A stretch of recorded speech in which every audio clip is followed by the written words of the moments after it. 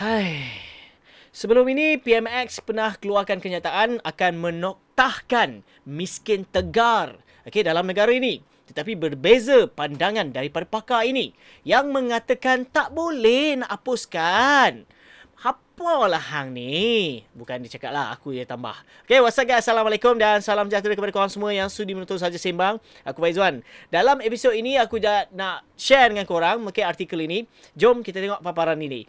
Tak boleh dihapuskan secara mutlak miskin tegar ini. Yang mana sukar untuk kerajaan menoktahkan kemiskinan tegar di negara ini kerana ia tidak boleh dihapuskan secara mutlak. Namun boleh mengurangkannya melalui pendekatan holistik. Fellow Kehormat Institut Masa Depan Malaysia (MASA), Datuk Dr. Madeline Burma berkata, kerajaan pada dasarnya perlu memastikan ekonomi negara bertumbuh pesat sekaligus mewujudkan peluang pekerjaan lebih banyak setara dengan pendidikan rakyat.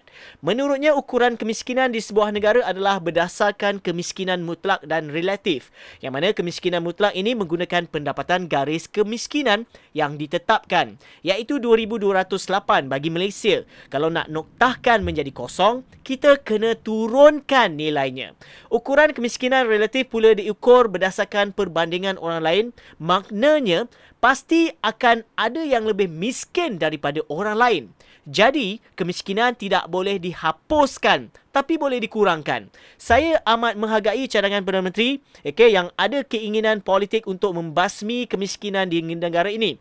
Namun, daripada segi teorinya, kemiskinan mutlak tidak boleh dihapuskan. Negara maju macam mana sekalipun, pasti tidak akan ada sifar miskin. Apa yang kita kena buat adalah mengurangkan kadar kemiskinan, katanya kepada Sinar Harian pada Ahad. Yang mana beliau mengulas kenyataan Anwar bahawa kerajaan berhasrat menoktahkan kemiskinan tegar di negara ini yang disifatkan sebagai mengaibkan bagi sesebuah negara yang mempunyai kekayaan khazanah seperti minyak dan gas.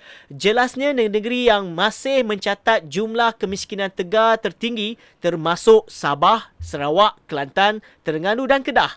Kata Madeline, usaha untuk membasmi kemiskinan boleh digerakkan dengan memastikan ekonomi negara bertumbuh dengan pesat, sekaligus dapat mewujudkan peluang pekerjaan. Selain itu, katanya kerajaan mesti menggalakkan pelaburan asing dan domestik serta mewujudkan peluang ekonomi. Apabila ekonomi lembap, peluang pekerjaan kurang.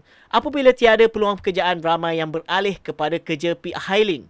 Misalnya, kita tidak boleh mengharapkan mereka kerja sebagai penghantar makanan sampai pencen. Kita kena bantu mereka ada kerjaya, yakni yang akan membolehkan mereka ada peningkatan kualiti hidup.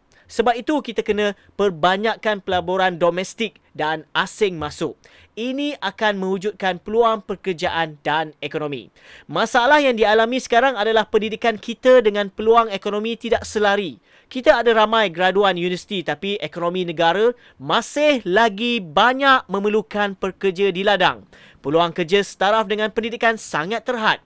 Pentingnya untuk kerajaan mewujudkan peluang pekerjaan kerana ia dapat membantu dalam membasmi kemiskinan dan pada masa yang sama menyelesaikan masalah kemiskinan relatif jelasnya.